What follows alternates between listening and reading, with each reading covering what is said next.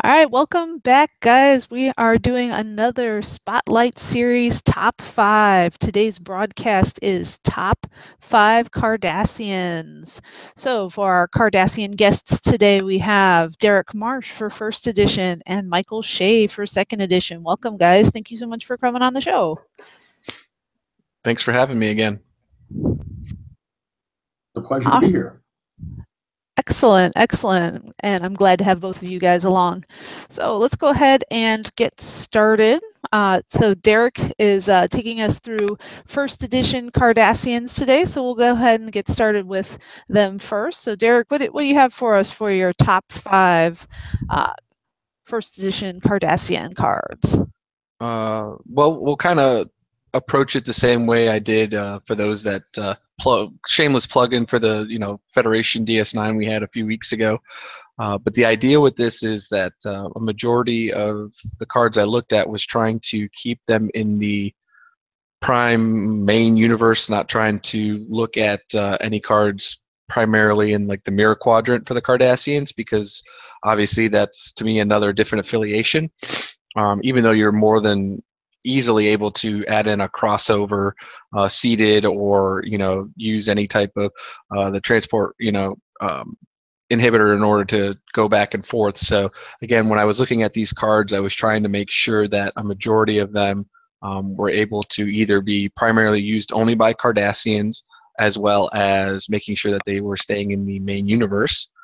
So I'll quickly go over a couple honorable mentions because they kind of fill that, where they're really, really good cards.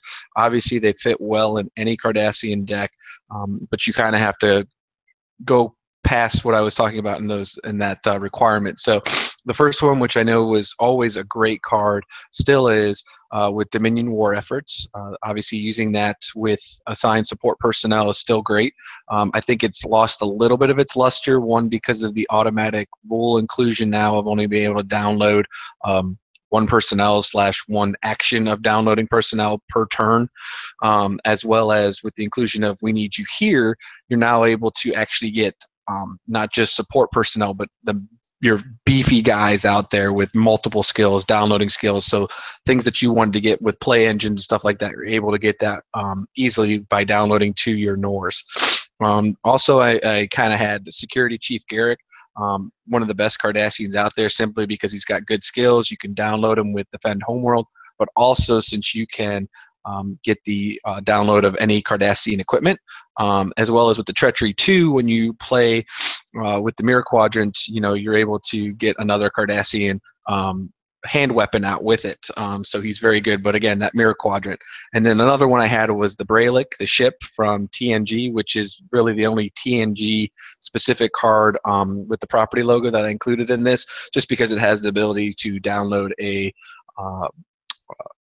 Cardassian TNG personnel, which again is one of the key things that make one of the things I look for, including some key personnel, because you're being able to skip dilemmas or interject them during the dilemma when you're facing them, which is really huge when your opponent's doing filters and stuff like that. So let's get on to the list. The first one I'm going to have on here is Sleeper Trap, which is kind of cool that Charlie, in his recent article that came out today, hit about a couple of the cards I'm going to talk about. So Sleeper Trap is a dilemma. Opponent may download to one site or planet here up to 3 different Cardassians in one hand weapon. They may, if possible, initiate personal battle and then discard the dilemma. Whether you use this to download one Cardassian or all 3 plus the hand weapon, it's an automatic stop if you can initiate the battle, which is huge. So just any card that's a dilemma that can automatically stop the team no matter what is huge. And when you initiate the personal battle, it's automatically going to stop everybody, regardless if you sacrifice the one, or like Charlie pointed out, you can put in 3 Cardassians, get that disruptor rifle. You can get Gorn, which gets another disruptor phaser, which is adding +2. The disruptor rifle is adding +3. You can obviously use lower decks, which is +2. You can get HQ War Room, which is adding all your leadership officer and security personnel +2 You can use some of the other cards out there that do it. You could literally, with 3 personnel, get up to about 50, 60 strength, which is automatically killing every personnel outside of somebody that's using some maybe Borg that's able to accumulate pretty quickly. Those 3 personnel, and then probably wipe out another one with the battle. So that's why I think it's a great one. Plus, it's a free download during your opponent's turn, so it's a great way of getting those cards out. Then you could use hidden fighter and get them on a ship and fly them to wherever you need them. I was a little embarrassed when I was doing the Bajoran deck last week, and he had the sleeper trap in there, and I was like, why is this Cardassian in the Cusin? Is this for? And I come up with some sort of bizarro answer for that, and I hadn't even noticed that sleeper trap was in his dilemmas. I'm like, oh, well, I like my explanation better. But yeah, I mean, just it's just a good card. It's no different than some of the other ones that download Makos or download the Ferengi and just getting personnel out. Again, you could just send one person with leadership or officer, just download it, and it's an automatic stop. So it's a great card that a lot of times in 1E you're willing to sacrifice one dilemma if it guarantees a stop, especially a late game. My number 4 then is E-Core, the little Cardassian that you see hanging out with Daymar and stuff later in the series. He is a officer. He has leadership honor, pretty decent skill, 7, 7, 8 on the attributes.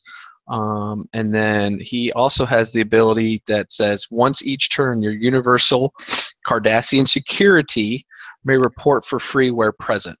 I mean, who wouldn't include a card that has its own free play engine on it? That is great. And again, with We Need You Here, being an officer, I mean, you just turn 1, your first action, you download them to your ops, and now you can play, anything there, because the personnel reporting to E-Core, since he's the card doing the reporting in a sense, it doesn't matter what classification they are. So even though the Nors have classifications with the site rules, when you're reporting them to the sites, he bypasses all that. And then you could just bring him out, and then you just start playing that free extra personnel a turn. It's huge. And security personnel, there's a lot of great universal ones that, next thing you know, you're pumping out again Cardassians with 8, 9 strength, and then you're able to go, attack your opponent, or just the fact that they're great for getting personnel out. My number 3 card is going to be one of the VR cards that came out in Emissary, was Quark. Quark obviously made quite an impression that he's one of every type of affiliation in the CC Arrows DS9 block. Not too bad. It's a very unique skill set for Cardassians. He's got the computer skill engineer, which isn't an anthropology, which isn't that uncommon, but the acquisition and smuggling is really good. You don't have a whole lot of that. Plus a couple of the specific Cardassian missions, especially in Cardassian Prime, allow you to use that skill. Attribute 773, not that great, but his download of his boo at the time for that episode, Natima Ling, obviously is really good, because she is an 8/8 4 attribute, but she has great skills. She has the honor, the leadership, and the diplomacy. So being able to get through some of those filter walls, that personal duty will stop all your leadership and officers, and then you'll have friendly fire afterwards, and they'll still be able to. Quark won't be selected with that, so you got one leadership going through, and then you can use her to download afterwards and get that second leadership, which is great. I pulled that quite a bit on Ryan Sutton in my early days when we used to play. He loved that combo, and when we were at Continentals back in 2013, I did it twice to him with TNG Cardassians, which was really great. But I was able to bypass that by using the interrupt download to bring in leadership personnel that he thought he would get me on, specifically on the Braylick, which was one of the reasons I included that card in my honorable mentions. But not only that too, but her also skill she gets where with another Cardassian dissident, which Quark is, she gets +2 attributes. So now her 8/8 on integrity and cunning is now a 10/10, and that's great, because that uses for a lot of filter walls, specifically for characters or just the boost. So that's my number 3. Number 2. And, can I interject here for anybody who doesn't know? A boo is a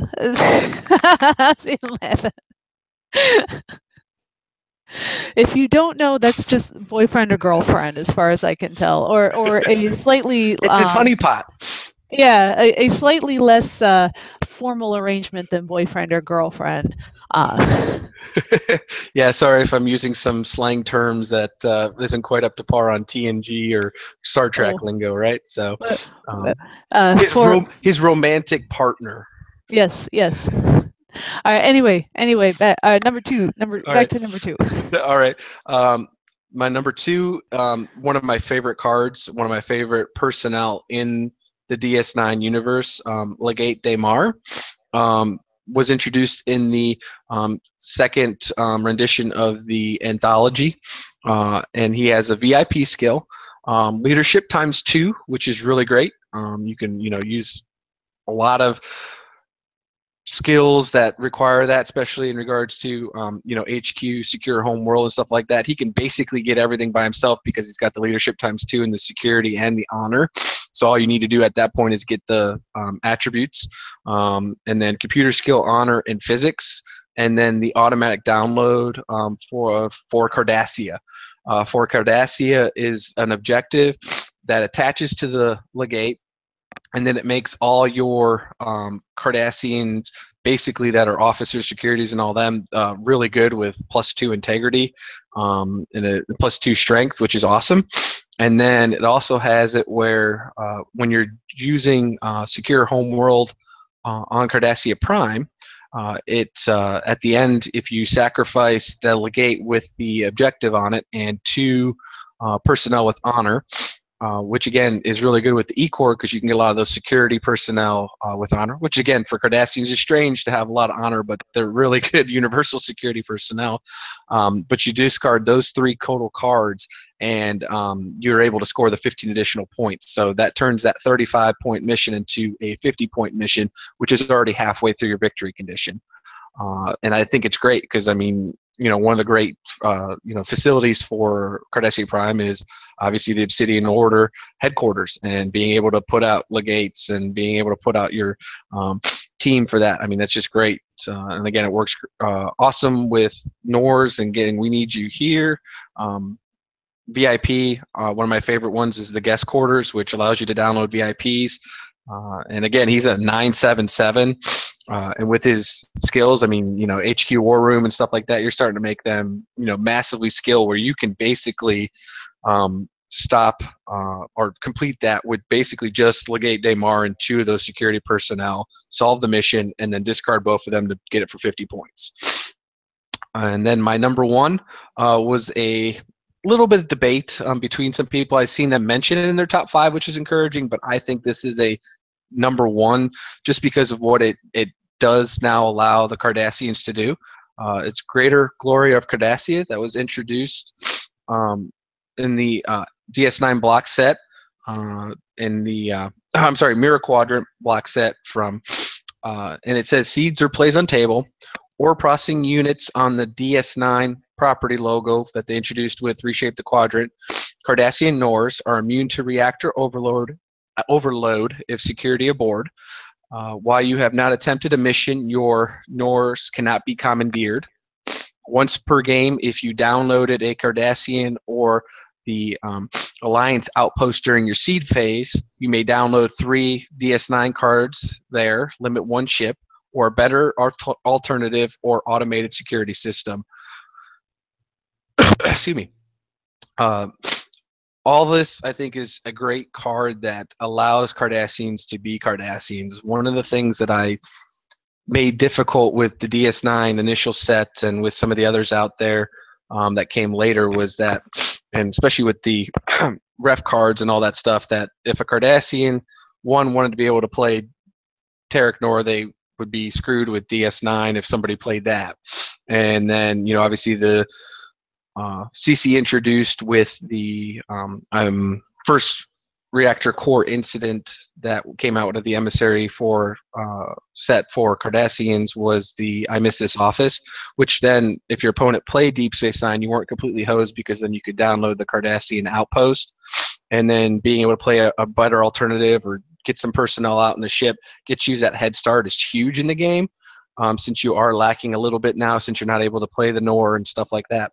But a big thing that really made the Nors powerful was processing ore, and being able to use it to discard a card and draw 2 cards, and then with the ref card that basically destroys it, prevents it. Everybody had it when Q's 10 for the past numerous years now, was pretty much an auto included. It shut down the engine. So now with the ability to just keep your security personnel aboard at the ore processing unit, it's now made it that you could actually process ore again on your Derrick Nor or just on your Nor in general, which is great.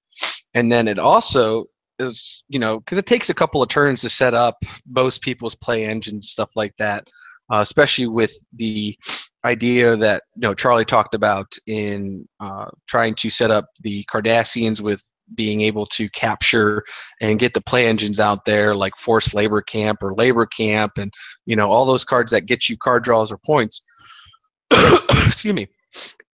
Being able to protect your Nor from not getting commandeered is just huge. Awesome. Well, thank you so much, Derrick. That's a great list of cards, and I am going to get those up to. Hopefully, we'll get those up on the card of the day for the rest of this week. Sorry, everybody, if you've been waiting for this top 5. We've now figured out all our technical difficulties. Forgot to mention that at the beginning of the show. But thank you, Derrick, for coming on, especially because I can hear you got that sinus infection there. So no problem. Thank you. And I'm trying to put an article together for the end of the week, a continuation of my kind of beginner on Nors from the Fed DS9. This one goes hopefully a little bit more in depth in regards to using some of these cards too to get some of that cool Cardassian setup at Nors and what they're able to do and have fun with the deck. Again, not maybe just be the best competitive, but to really show what Cardassians shine in. Awesome. Well, I'm looking forward to that. All right. Well, let's move on to 2nd edition. So we've got Mike Shea here for 2nd edition. Thanks, Mike, for coming on tonight. So what do you have for us for 2nd edition for your top 5? First, thanks for having me. I always appreciate the opportunity to contribute, and it's good to be here. So let me start by saying that in picking my top 5, I tried to remain agnostic with regard to deck building. So there are themed builds that work quite well, including capture decks built around a Vec, or high command motivation decks featuring an Abrantane and Seska, or even decks featuring the Grimal with Dukat, the Ambitious Commander, and Damar, the Ambitious Glen. So I've tried to stay away from those cards. My top 5 will highlight what I consider to be sort of backbone cards or neckbone cards, if you will, for many Cardassian builds. I also stayed away from Derrick Nor cards, even though that is admittedly my favorite faction, as I'm sure those of you who know me will be shocked to learn. But they'll be covered at another time. So I also want to start off by saying that Cardassians are probably my favorite alien species in Trek. They're a metaphor, I think. Good science fiction always has metaphors for the human experience in it, and they are a metaphor for so much about human history that's both dark and compelling. They could be artistic and passionate, or they could be militaristic and exploitative. But through nearly all of those manifestations of their culture and thought, there was a sort of a singular theme that ran through them all, and it's the idea that the individual needs are subordinated to the collective good. And we saw that philosophy was employed to horrible ends in the Bajoran occupation, or actually resulted in injustice in the Cardassian justice system when we got to see that in action. But it was always compelling to watch, and I think it made for good science fiction. So without more blathering on my part, I'll get right onto the cards in no particular order. First, we've got Dukat, Prefect of Bajor. So I know I mentioned a different Dukat, and I said I was going to be focusing on backbone cards, but this particular Dukat from Fractured Time was really a standout card for me, and he fits so well in many Cardassian builds that don't already rely on a particular version of Dukat. So I think he qualified there. So commonly referred to on the boards as Pimp Ducat, affectionately, I'm sure. He has an unstoppability that's just fantastic. What he does is when he or another Cardassian personnel present are about to be stopped by a dilemma, the player, I may discard a non-Cardassian personnel from hand to prevent that, and I may do that only once each turn. So in a dual headquarters Bajoran Cardassian deck, for example, or even in a single headquarters Cardassian deck with a smattering of non-aligned personnel, my favorite were the Andorian Thieves before they were errated. And combined with cards like Krell Masset, Notorious Exobiologist, the Cardassian player can really cheat around stockpiles like Chuba, which are popular now. And this combo also, so this combo fits well in many decks to allow a player to cheat around one or two stop dilemma piles or filters that are setting up for, say, a Gamtu Shockwave, or where no one has gone before, that can really wreck your day, or your game, rather. So that's why he's on my list. Well, and it's a nice balanced stop prevention. I mean, there's some crazy stuff out. It's got a cost. You have to have a non-Cardassian, and it's got a limit once per turn. So, I mean, that makes sense.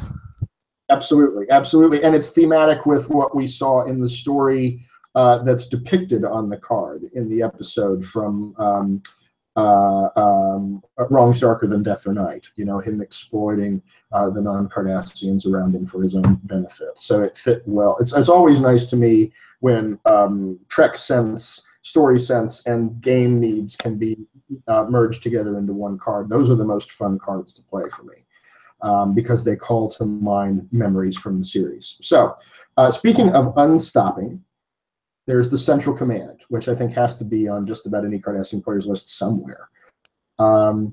It doesn't really get any better in terms of unstopping. Again, we've got a balance because it fits in with the Cardassian theme of exploiting your own resources somewhat recklessly, milling cards from the top of your deck. As a matter of fact, it's counted as a cost. So you have to have at least 3 cards in the deck to activate the text on Central Command, which says that any number of your Cardassian officer and or treachery personnel are about to be stopped by a dilemma. You may prevent that by discarding those 3 cards. So the ability to prevent a stop before it occurs is somewhat more rare, rather than preventing a stop after it's or unstopping after a personnel is already stopped. And officer or treachery, the Cardassians have in abundance, and being able to recover from a bad, say, an issue of trust, can mean the difference between completing the mission on that turn or not, which can, of course, ultimately mean the difference between victory and defeat in many games. Now, this card can also be combined with cards like Osset, Dogged Rival, which can get you a copy of that card back when you play her, which could end up meaning that you're cheating your opponent out of several stops for the right price. So also, again, balanced. So moving on, we've got Parn. Now he's, you know, a lot of decks focus on sort of non-unique, or a lot of decks incorporate sort of non-unique workhorse cards in their builds, and Parn is really one of the top. He's got cost of 2, which is fantastic. He's got decent cunning, and he's got a cunning of 6, which is great. Strength of 5, which is okay. He's got archaeology, diplomacy, leadership, officer, treachery, and a command star, and he's got the legate keyword to allow you to use comfort women. So let's start with the archaeology. That's a rarer skill, and certainly one that's more popular or more in demand now in light of dilemma piles built around Captain's Holiday, or the combination of Captain's Holiday and underlying influence to lock you out of your planet mission. He's got officer and treachery for the Central Command. He's got many of the skills you need to solve a host of Cardassian missions. He's got the command star to help you with staffing your ship, or to help stave off a rogue Borg ship dilemma. So he really is, he really finds his way into many Cardassian builds, no matter what their theme. Speaking of missions, Crisari Rendezvous makes my list. It's a Cardassian mission, originally from, I can't remember now. The set has flown out of my head. I think it's from Premiere. Yeah, Yes. Crisari Rendezvous from Premiere. Yeah, it is. So for just most builds, unless you're focusing on intelligence and the Gamma Quadrant builds, the skill set's right in the Cardassian wheelhouse.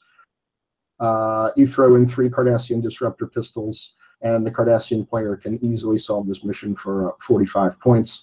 55 points if you manage to get a hold of Tenaktolar Vanguard of the Occupation with, say, Commandeer prototype and go space planet space, making that Tenaktolar a Cardassian ship and ignoring its ability for the or not using it as part of a Terra-Nor build.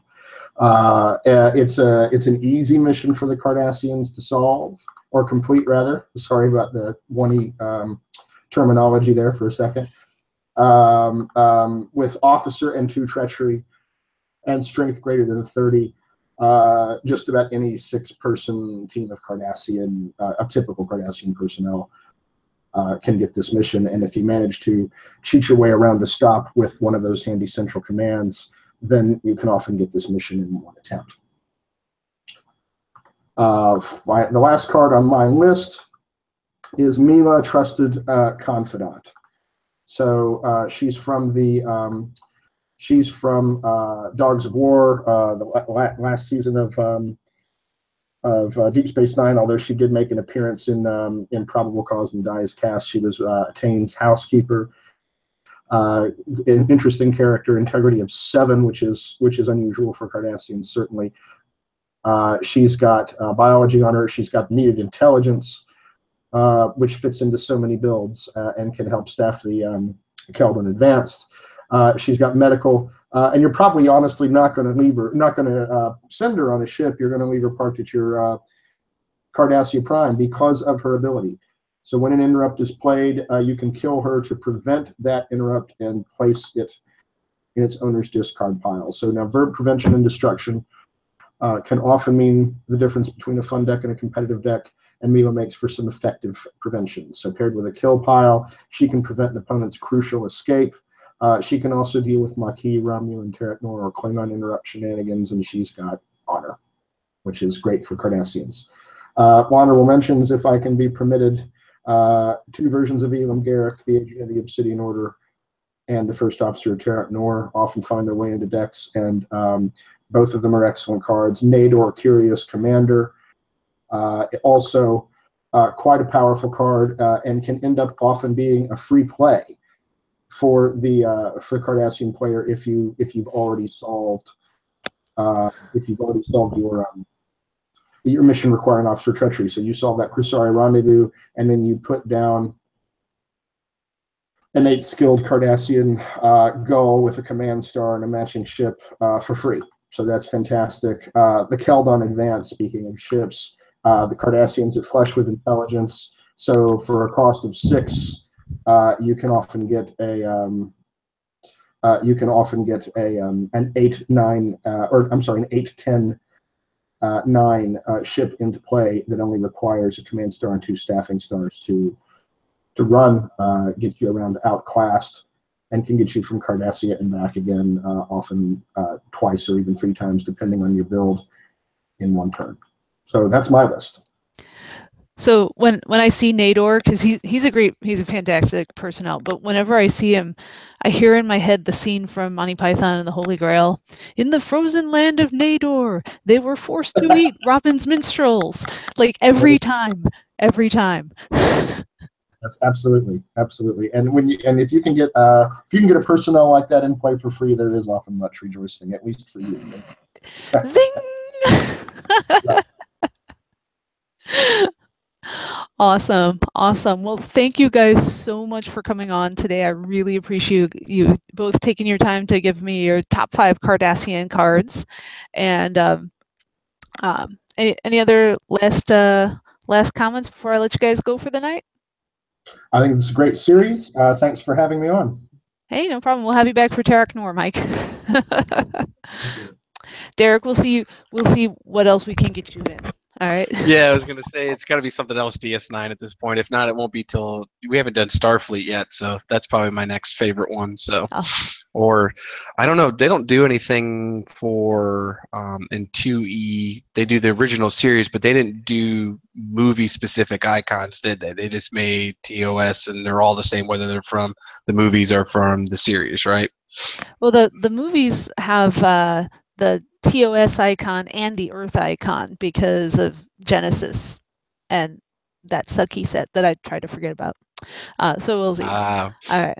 Well, then I'm going to let you guys go. We'll shut down the broadcast. Thanks all for watching again this week. And and the Spotlight series is going to go on hiatus for a few weeks. We'll see you guys back in the new year. I think that next is Maquis. So see you guys in 2018.